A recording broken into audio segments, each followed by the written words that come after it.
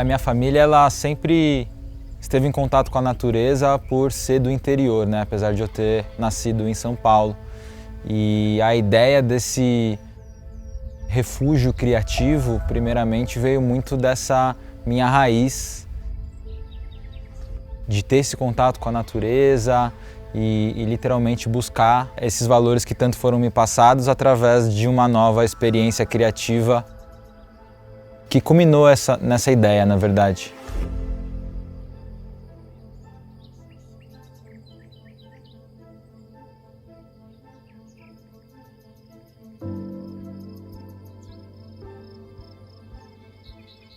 Depois de ter tido essa ideia de criar um refúgio criativo em meio à natureza, eu percebi que com uma dimensão de um projeto arquitetônico desse ia demandar mais artistas, mais pessoas criativas ao meu lado.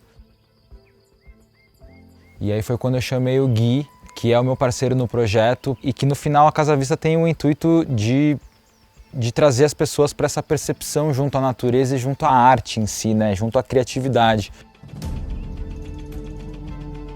Foi engraçado como nós estamos aqui hoje, né, nesse projeto da Casa Vista e eu sendo sócio do Rafa, porque acho que a criação da Casa Vista e a maneira como ela foi concebida, elas estão muito alinhadas. A arte nos conectou realmente. Eu comprei uma obra do Rafa, eu estava mudando de apartamento e quando ele foi instalar essa obra, a gente conversou por algum tempo e a gente viu que a gente tinha valores e ideias muito similares. E depois dessa reconexão, ele me convidou para fazer parte do projeto 3 semanas depois. E nesse meio tempo de pandemia, de isolamento social, de muitos questionamentos, questionamentos muito profundos sobre propósito, sobre ideia de vida, sobre futuro, eu resolvi embarcar nessa jornada com ele, que com certeza foi uma das mais desafiadoras da minha vida, mas muito prazerosa também, porque pôde proporcionar a tangibilização de alguma coisa que eu acredito muito, que é você impactar positivamente na vida das pessoas, seja com uma inspiração, seja com um questionamento, seja com uma ideia.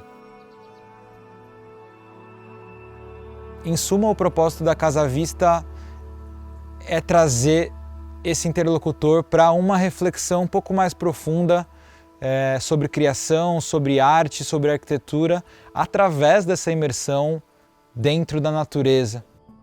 A gente sempre está acostumado a enxergar a arte como algo contemplativo. E o propósito da Casa Vista, nesse sentido, ele é completamente inverso da contemplação. A gente traz o hóspede para uma participação ativa da própria obra de arte. Então, essa arte participativa é talvez o principal propósito e principal função da Casa Vista. E eu acho que esse propósito que a Casa Vista permeia é muito do que a gente acredita na essência, do que a gente colocou em cada pedaço desse terreno. É realmente a gente trazer a nossa visão de mundo para as pessoas e compartilhar e construir isso ao longo dos anos. O próprio nome Vista é a expressão visual do que se pode ver. Então não é só Casa Vista por conta dessa vista, mas sim por tangibilizar o que a gente acredita, que não necessariamente é o certo, é o errado, e não necessariamente é uma verdade absoluta, muito pelo contrário. A gente vê esse espaço aqui como um projeto de longo prazo, onde ele vai se modernizando, ele vai se transformando e evoluindo com o próprio feedback dos nossos clientes, dos nossos parceiros, das pessoas que estão aqui compartilhando esse espaço com a gente.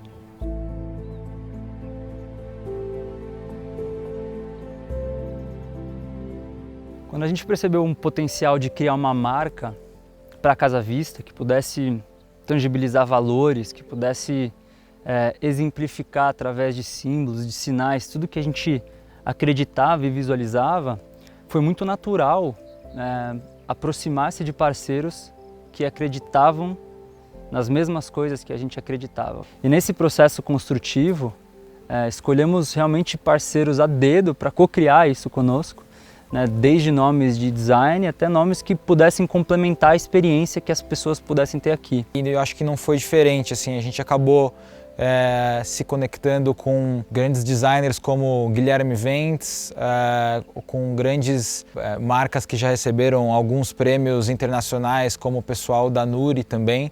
Desde marcas como a Zissu, que redesenham a experiência de você dormir bem, até a Zelo, que também fazem parte desse cuidado que a gente tem com as pessoas e no modo que elas descansam e se reenergizam aqui, mas também parceiros de infraestrutura. Essa casa, por ter a sustentabilidade muito ligada, não poderia ser concebida sem uma energia solar, por exemplo.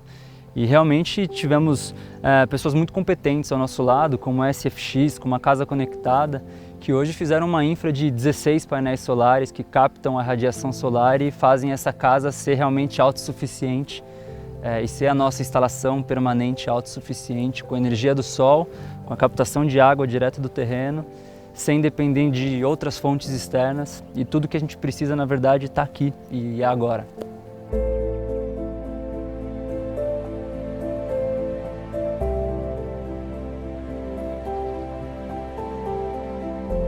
Desde o início da execução até a finalização do projeto, que apesar de ter durado pouco tempo, foram momentos de muita intensidade por toda essa complexidade que envolve uma construção arquitetônica, né? Eu acho que essa é a peça fundamental que acabou acontecendo naturalmente nessa evolução de sempre estar melhorando e refinando, mas ao mesmo tempo encarando os erros e os acertos como parte fundamental do aprendizado para conseguir entregar uma arte final que resultasse em algo bonito.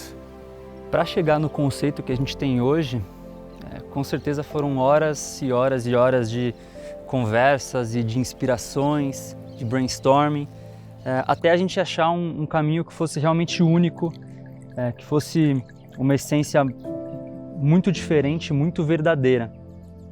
E essa ideia de transformar um projeto de hospedagem colaborativa com arte, com imersão, com natureza, ela se mostrou muito única. A gente viu que não existia em nenhum lugar do mundo alguma coisa parecida com o que a gente fez aqui.